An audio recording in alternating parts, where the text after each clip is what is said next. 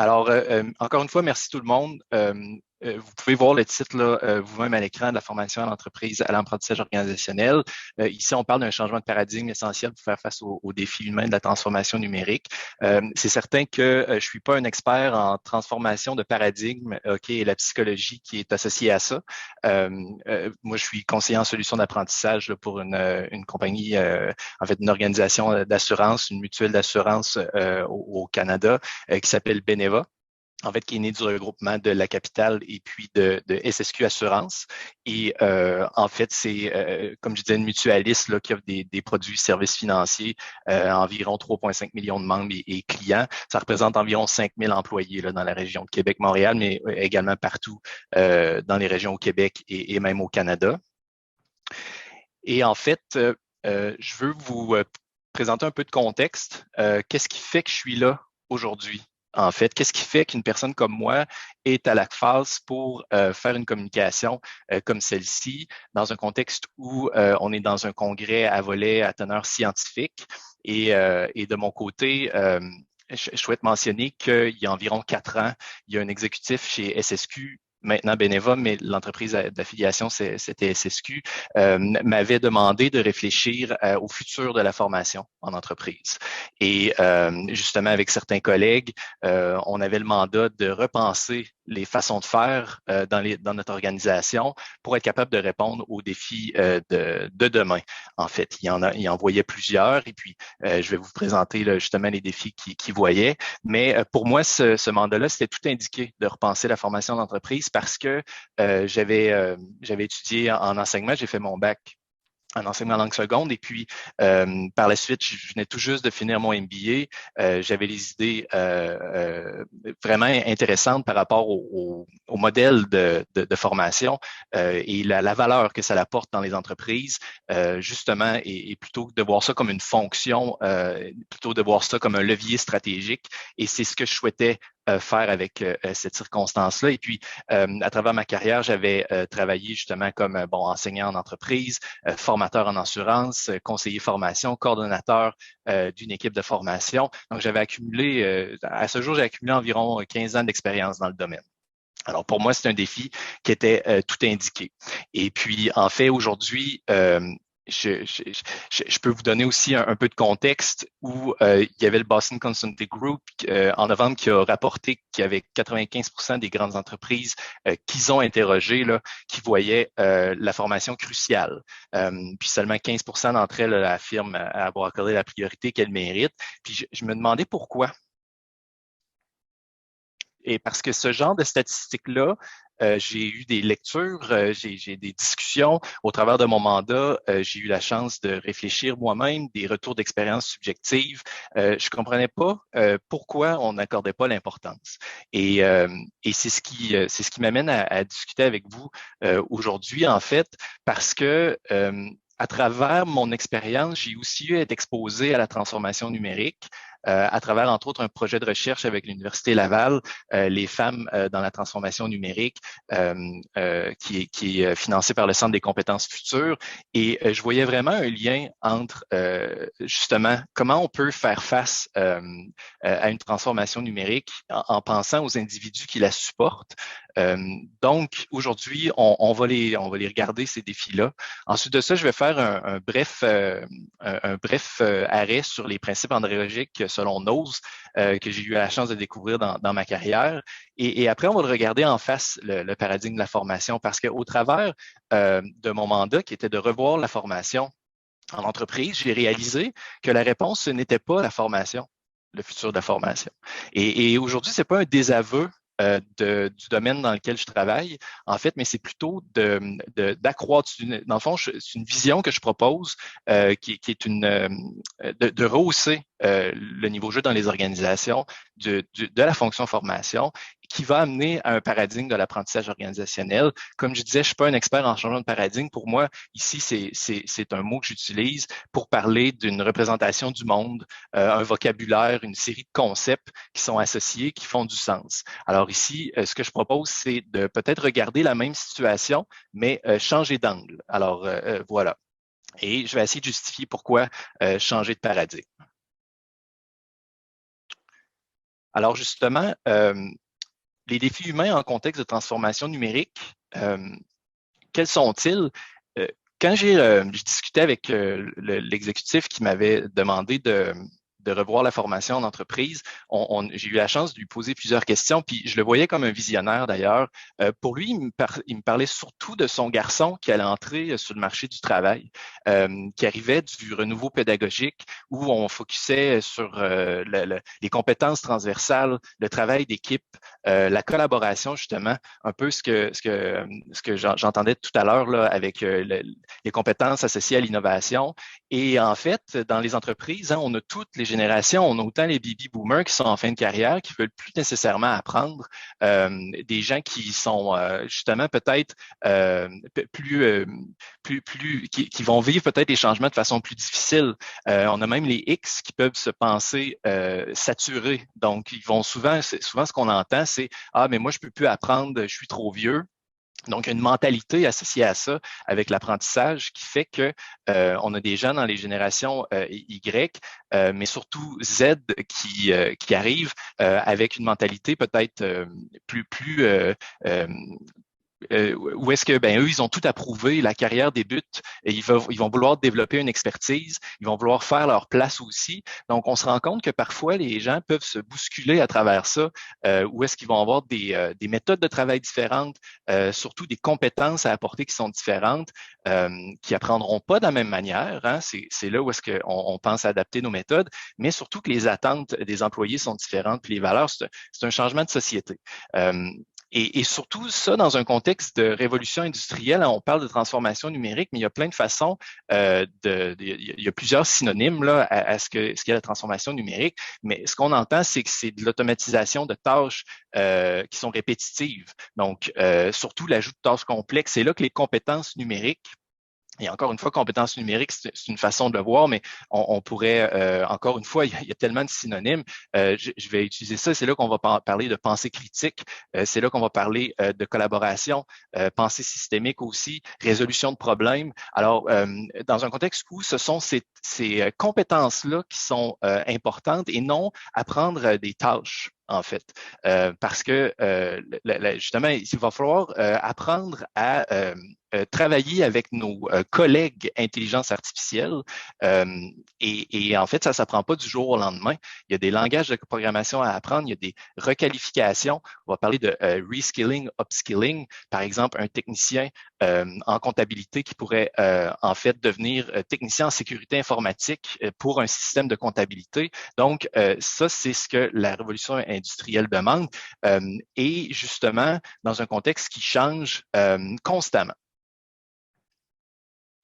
Et puis, si je parle d'un monde VICA, quand je parle de VICA, c'est bon, volatile, incertain, complexe, ambigu. Je ne ferai pas la description de tout ce que veulent dire ces termes, mais en fait, ce qu'on entend, c'est ah, ça va trop vite, il faudrait que ça ralentisse. Cependant, ça ne peut pas ralentir. Il faut continuer à se préparer à ce que ça aille continuellement plus vite. Et c'est un défi, en fait. Ça, c'est sûr et certain. Et puis là, on parle de changement technologique et aussi de processus. Les défis humains en contexte de transformation numérique, hein, parce que ici, c'est pas que les défis de la transformation numérique, autant que le contexte dans lequel la transformation numérique se réalise, c'est un contexte où c'est de plus en plus difficile d'avoir des employés justement dans le fond, de les motiver et les inciter ou plutôt justement simplement s'assurer qu'ils souhaitent demeurer en poste. On va parler de la grande démission. Ici, j'ai choisi la guerre des talents. Il y aurait pu avoir d'autres expressions, mais c'est des départs à la retraite massifs. Justement, je parlais de la génération des baby boomers ou même des X qui vont vouloir devancer leur départ à la retraite parce que, en fait, sont dépassés. Justement, ils vont dire non, moi, c'est trop pour moi ces changements-là. Je vais quitter ou la guerre des talents où est-ce qu'une entreprise va aller chercher un autre employé avec un salaire supérieur ou avec des conditions de travail ou autre, ou tout simplement qu'il y a des postes qui sont très rares, en fait. Donc, c'est difficile d'aller les chercher sur le marché. Et puis, dans un contexte où les clients ont de plus en plus d'attentes, puis c'est pas que les clients aussi, c'est la société en général. Donc, on s'attend à ce que l'expérience client soit phénoménale au bout en bout, que les employés soient performants, que les produits et services soient personnalisés. Et ça alimente la boucle dont je vous parlais tantôt de la vitesse vitesse des changements dans un contexte VICA. Et finalement, pour en rajouter, c'est le mode de travail hybride, où est-ce que les interactions sociales baissent, où est-ce que les gens ont de moins en moins d'opportunités d'apprendre ensemble. Alors, tout ça, c'est un bouillon, OK, qui complexifie le contexte et qui peut demander à revoir son paradigme au niveau de la formation. Et puis, je prends un moment aussi comme je disais tantôt, de parler des principes andragogiques. Pourquoi? C'est que, en fait, dans un contexte où jeune professionnel, je sortais des bancs d'école, j'avais entendu parler du constructivisme, du socio-constructivisme, et puis de différentes théories par rapport à l'apprentissage au niveau de la pédagogie des enfants. Puis éventuellement, bon, comme enseignant aux adultes, j'ai eu à être exposé aux travaux de Knowles. Et puis pour moi, c'était de l'acquis. Et je me suis rendu compte qu'en fait, la formation d'entreprise pouvait souvent déroger de ces principes-là qui, somme toute, pourraient sembler des principes de base, comme par exemple l'adulte doit être impliqué dans son apprentissage, ou est-ce que justement être impliqué non seulement dans le choix des activités, mais aussi comment il va être évalué par rapport à ça. Et ensuite de ça, les activités d'apprentissage fondées sur l'expérience et le droit à l'erreur, où les gens vont avoir à apporter leur eau au moulin, justement avec leur expérience qui est propre à elles, et puis plutôt que dans un one size fits all, d'être plutôt dans une approche qui est personnalisée à la personne. Ce qu'on se rend compte qui n'est pas souvent le cas, en tout cas dans notre domaine, puis je vais en parler un peu plus tard. Où les compétences, les connaissances enseignées doivent être liées à la vie de l'adulte, mais surtout avoir un impact tangible à court terme. À court terme, où est-ce qu'un enfant va pouvoir avoir un délai parce que, bon, la façon que l'enfant va apprendre, mais l'adulte, lui, ça doit être très court terme, mais combien de fois on va donner une formation, mais que ça ira pas avant 3 semaines, 1 mois, des fois même plus, avant que l'adulte puisse avoir l'occasion, l'environnement pour être en mesure d'appliquer ses compétences, ses connaissances. Et finalement, bon, l'apprentissage axé sur la résolution de problèmes et non du contenu à mémoriser. Puis d'ailleurs, même moi, comme j'expliquais, j'ai fait mon bac, ma maîtrise, mais la résolution de problèmes, on en avait, mais il y avait beaucoup, en fait, d'apprentissage comme quoi qu'on avait beaucoup de PowerPoint à mémoriser et éventuellement des examens à faire et vulgariser des concepts, voilà. Donc, je me suis rendu compte qu'en entreprise, il y avait beaucoup de similarités par rapport à ça. Donc, ça, c'est la trame de fond, en fait, de l'exercice que j'avais. Donc, l'exécutif me demandait c'est quoi le futur de la formation. Et là, moi, j'avais des échos de ce genre de principes-là. J'avais des vécus. Donc, aujourd'hui, je ne vous parle pas d'une étude de cas. C'est pas le fruit d'une approche scientifique. C'est pas une revue de littérature non plus. C'est vraiment un retour d'expérience, comme je disais, subjective, le partage d'une vision, peut-être même d'une idéologie, en fait, et on va la découvrir ensemble. Et là, le paradigme de la formation d'entreprise, j'arrive ici avec une image très forte, là. C'est que l'apprenant peut être perçu comme un objet de la formation. Juste le mot former, le verbe transitif. Je forme quelqu'un, en fait, où l'apprenant devient objet de son apprentissage. Donc, il y a ici un aspect où est-ce que la personne va souvent attendre, je dois être formé. Donc là, je vais parler ici d'employés dans une entreprise qui peuvent sentir qu'ils sont plus dans l'externalité, de dire, ben, on m'a pas formé, je suis pas performant. Faites quelque chose pour moi. Donc ici, je mets les poissons parce qu'on va les avoir pêchés pour eux, puis même ici, j'aurais pu les avoir choisir une image encore plus cuisinée, en fait, où tout ce qui reste à faire, en fait, c'est consommer la formation comme on consomme un repas au restaurant. Et c'est le paradigme ici, en fait, où on va percevoir la formation comme quelque chose qu'on reçoit. On peut dire, je vais me former, mais déjà là, c'est qu'on devient nous-mêmes objet de la propre formation qu'on se donne. Donc, je vais aller un peu plus loin avec mon idée, comme quoi une chaîne de montage, quand on va avoir une cohorte de formation, ce qu'on souhaite à la fin, c'est que tout le monde soit pareil, égal, les mêmes compétences, les mêmes tâches. Et la même performance. Donc, ce qui va arriver justement, c'est qu'on va avoir prédéfini à l'avance avec des gestionnaires, par exemple, ou avec des experts contenus, ce qui doit être appris, ce que les gens doivent pratiquer, et justement, le résultat sera le plus uniforme possible.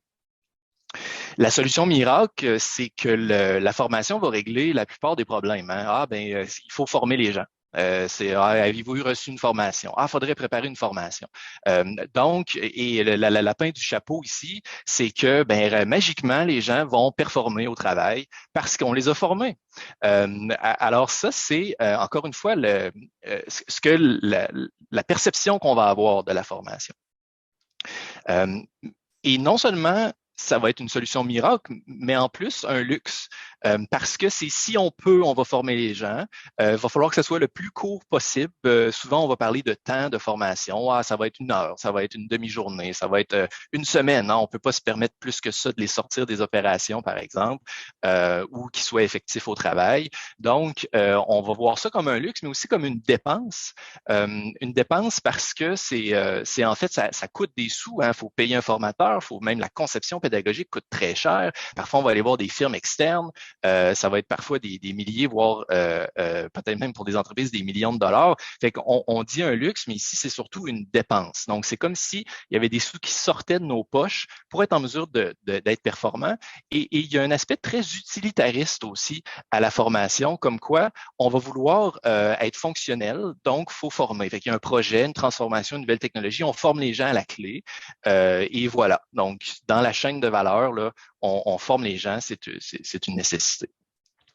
Et l'affaire de certains, dans le sens qu'il y a un aspect très niche là, à la formation, comme quoi il y a des formateurs, des experts en pédagogie, des gens bien ciblés qui vont former d'autres personnes. Ici, j'ai l'image du maître qui est là avec son bâton, mais que justement, il y a un transfert de connaissances du maître à l'élève dans cette passation-là. Puis, justement, on va attendre d'avoir quelqu'un qui a cette expertise-là pour accompagner d'autres. Hein, quand on va parler, par exemple, de formation. Là, ici, je vais peut-être arrêter mon idée, là, mais quand je parle de l'affaire de certains, c'est non seulement celui qui diffuserait, mais aussi l'affaire de certains, c'est celui qui reçoit. Entre autres, en entreprise, la formation, c'est beaucoup les opérations. Hein, c'est les gens de terrain. Entre autres, en assurance, ça va être les gens au téléphone, les gens qui traitent les réclamations, ça va être les gens qui font l'administration des dossiers. Mais les autres fonctions corporatives, quand je pense entre autres au TI, le marketing ou même les ressources humaines en soi, oui, il va y avoir de la formation, mais on ne va pas nécessairement investir autant qu'on va investir à faire l'accueil et l'intégration d'un employé de terrain. Donc, l'affaire de certains. Et finalement, une fin en soi, comme quoi que la formation est autoportante. Donc, il y a un début, il y a une fin, et ça se passe en un court laps de temps. Et voilà, à la fin de ça, la personne est performante, je l'expliquais tantôt. Souvent, les indicateurs clés de performance, ça va être qui a suivi la formation. Oui, on va évaluer la performance, le transfert, les niveaux de Kirkpatrick et tout, mais essentiellement, là, dans les opérations, c'est surtout est-ce qu'il a fait sa formation, ce n'est pas est-ce que la performance est là. Donc, ici, c'est un peu le spectre de ce que je propose comme paradigme de formation. Très caricaturé, je suis d'accord. Donc, il ne faut pas non plus prendre ça à la lettre, mais essentiellement, c'est la vision de ce que serait la formation.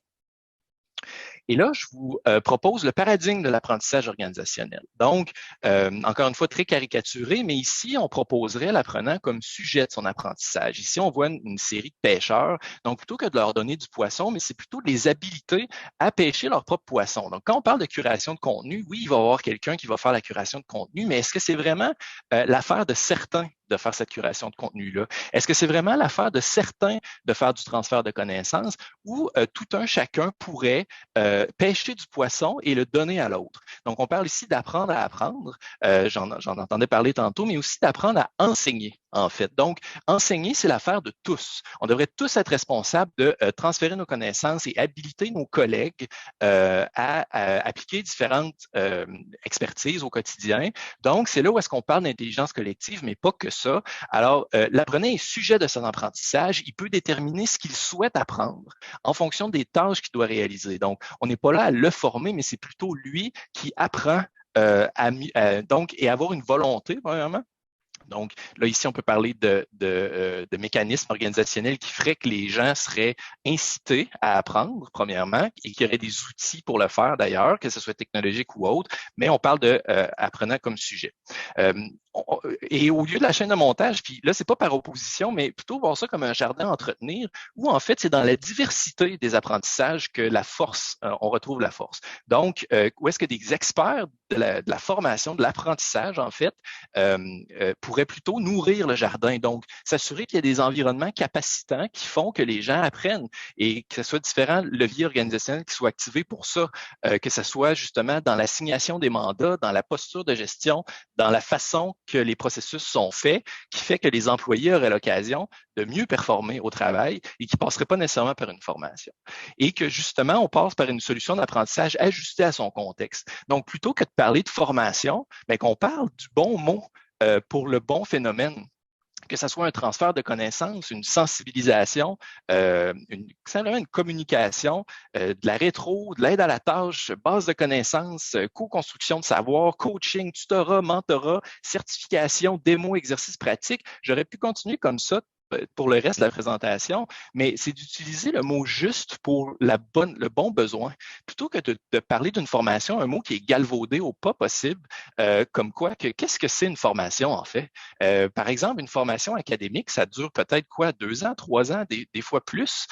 Pour moi, une formation, ça a un début, une fin, il y a quelque chose à la clé, c'est un processus, il y a différents événements, la personne aura eu la chance, puis encore là, présentement, c'est une interprétation, mais il faudrait choisir le bon mot pour le bon contexte. Et dans un contexte où une organisation comme Beneva dans l'assurance, il y a un aspect très normé. Là. Il y a des organismes de contrôle au niveau réglementaire qui s'assurent que on ait des formations qui soient faites. Est-ce que c'est de ça qu'on parle au niveau de la conformité d'une formation? Mais ici, une question que je nous pose, c'est qu'est-ce qu'une formation? Voilà. Et de voir la formation comme un investissement et non comme une dépense. Donc là, ici, l'argent ne pousse certainement pas dans les arbres, mais d'être prêt à investir puis voir les retours. Et éventuellement, l'affaire de tous. Donc là, c'est là qu'on va parler effectivement d'intelligence collective, création de contenu par les apprenants. Ça, c'est un phénomène qui existe où les gens pourraient être incités à partager leurs connaissances et surtout un processus en continu et non une fin en soi. Donc, du moment où l'employé est engagé jusqu'à la fin de son emploi, qu'il ait eu l'occasion d'apprendre et que ça soit incité. Donc, tous les processus, que ce soit à l'accueil, que ce soit en transition de carrière ou tout simplement avec un nouveau projet ou autre, bien, que la personne ait eu l'occasion d'apprendre. Et là, je vous propose plusieurs mots que vous pourriez lire par vous-même. OK, je n'ai pas l'intention de tous les lire un après l'autre. Cependant, quand je parle de changement de paradigme, c'est aussi de changer de terrain de jeu, dans le sens que plutôt qu'être en création de contenu, en tant que professionnel de l'apprentissage en entreprise, plutôt habiliter les employés à apprendre, le savoir devenir dont j'entendais parler tantôt, ça s'apprend. Et puis, quand on dit que les changements vont toujours plus vite, la pandémie, on a eu à apprendre de plus en plus. La capacité d'apprentissage, ça se développe. Le cerveau est élastique, puis encore là, je ne veux pas dire d'énormité, là, il y a des gens en académique qui peut-être pourraient dire le contraire au niveau de la littérature, mais ce que je comprends, c'est qu'apprendre à apprendre, ça s'apprend. Apprendre à enseigner aussi, ça s'apprend. C'est pas nécessairement des profils, c'est l'affaire de tous, en fait. Voilà. Puis l'apprentissage informel, les communautés d'apprentissage, les programmes de requalification, les universités d'entreprise et peut-être même la formation. Mais c'est en fait de revoir son terrain de jeu.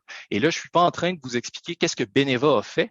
Ce que je vous propose ici, c'est une série de concepts pour lesquels une équipe corporative au niveau de l'apprentissage pourrait se repositionner. Plutôt que de prendre des commandes qu'on recevrait, j'ai besoin d'une capsule, j'ai besoin d'une formation, j'ai besoin de ci, de ça, c'est plutôt arriver avec des leviers organisationnels qui vont faire que les gens vont performer et pour lesquels la réponse, ce n'est pas toujours une formation.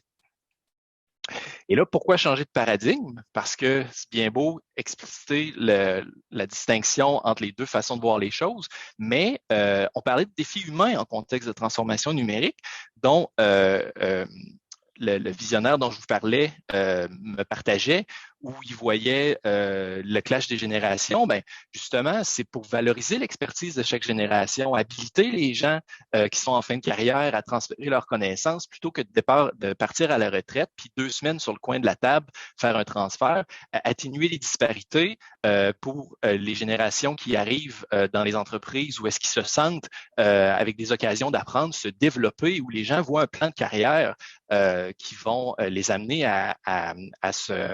en fait, à devenir encore plus eux-mêmes et à l'aise dans ce contexte-là. Donc, c'est ce que l'apprentissage organisationnel propose.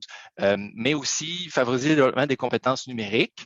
Quand on parle de requalification, entre autres, upskilling, reskilling. Alors, c'est sûr qu'à coup de formation, je vois difficilement comment on peut passer à travers la formation, la révolution industrielle qu'on est en train de vivre. Parce que ce qu'on propose, c'est déguiser la capacité des individus à naviguer dans le changement.